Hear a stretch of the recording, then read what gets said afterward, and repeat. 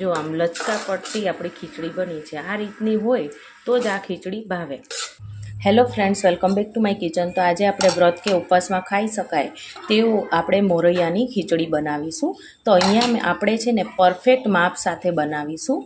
તો જો અહીંયા મેં અડધો કપ ભરીને આ રીતના મોરૈયો લઈ લીધેલો છે, જેને આપણે 2 થી 3 પાણીએ વોશ કરી લેવાનો છે, એટલે જે કાંઈ કચરું હશે બધું જ આમાં નીકળી જશે।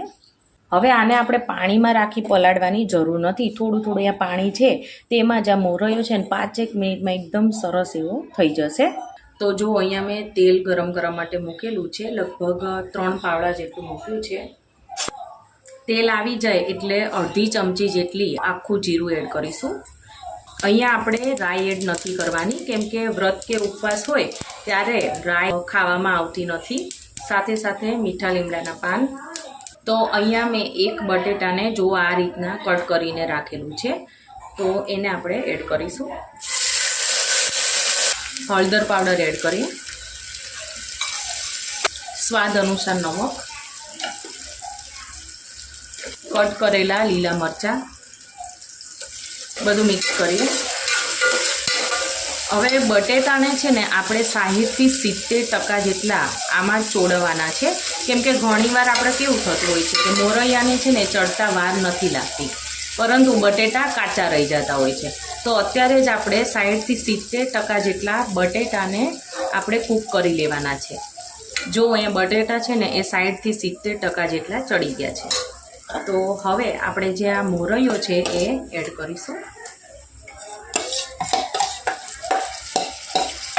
સાથે અહીંયા એક ટામેટું અને ધાણા,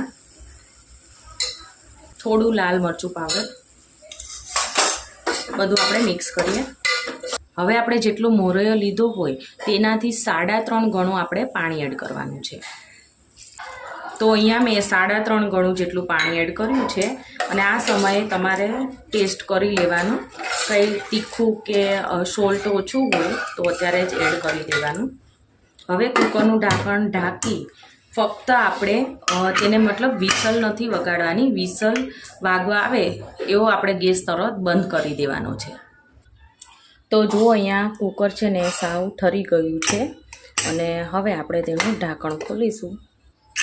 જુઓ કેટલી સરસ આપણી ખીચડી બનીને તૈયાર થઈ છે। જો આ રીતના આપણે ચમચો ફેરવી દઈએ તો જો આ રીતના થોડી આપણે ઢીલી હોય તો જ આ ખીચડી ભાવે। એકદમ સરસ એવી બનીને તૈયાર થઈ ગઈ છે। હવે આપણે ખટાશ માટે લીંબુ એડ કરીશું। તમને આ ખીચડી ખાટી મીઠી ભાવતી હોય તો તમારે ખાંડ પણ એડ કરી શકાય છે। બધું આપણે મિક્સ કરી લેવાનું છે। જો કેટલી સરસ એવી આપણી ખીચડી છે બનીને તૈયાર થઈ ગઈ છે। જો આમ લચકા પડતી આપણી ખીચડી બની છે। આ રીતની હોય તો જ આ ખીચડી ભાવે। તો ફ્રેન્ડ્સ, આજની મારી આ વ્રત કે ઉપવાસમાં ખાઈ શકાય તેવી મોરૈયાની ખીચડીનો વિડીયો ગમ્યો હોય તો મારી ચેનલને સબસ્ક્રાઈબ, લાઇક અને શેર કરવાનું ના ભૂલતા। તો આપણે ફરીવાર મળશે એક નવા જ ઉપયોગી વિડીયો સાથે। Thank you for watching.